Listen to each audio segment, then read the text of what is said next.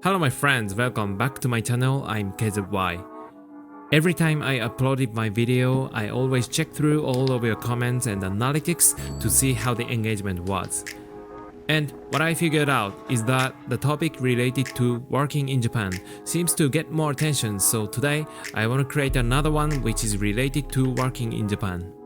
As you can see the title, today's topic is 3 horrible moments when I was working in Japan, Software Engineer Edition.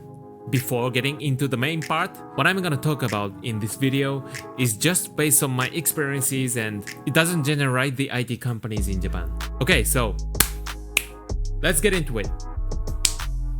So the first horrible moment when I was working in Japan was day of request denial. I guess usually when we want to take a day off, we request day off to your manager and get approval, right? And no need to write a reason about the day off.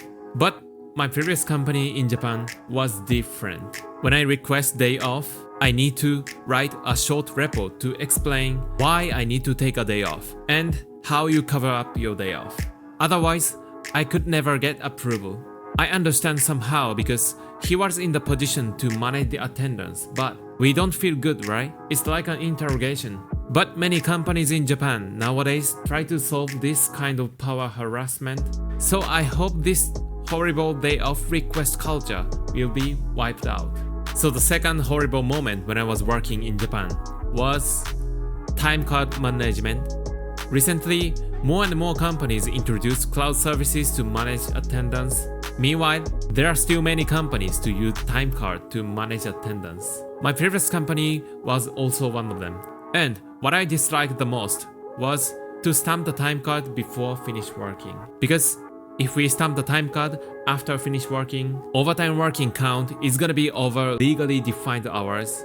If we employees work more than the defined hours, it might be illegal working for the company and labor standards organization will do the audit. That's why many companies didn't want us to stamp the time card with actual working time. And everyone already get used to it, but I couldn't accept the culture and that's why I quitted the company. So the third horrible moment when I was working in Japan was request to work after quitting company.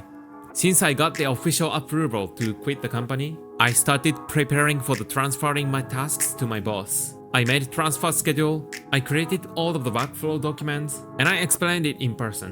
We have got agreement about my leave, but after a few days later, I quitted the company. I got a phone call from my ex-boss and he said, "Can you come to the office to support my tasks?" I said no, of course not, because it's out of contract and it's gonna be travel related to some security stuff. After all, I could leave the company without any other troubles, but it was horrible. So that's it for my today's video. If you like it, don't forget to subscribe and also put the thumb button. See you in the next video. Goodbye.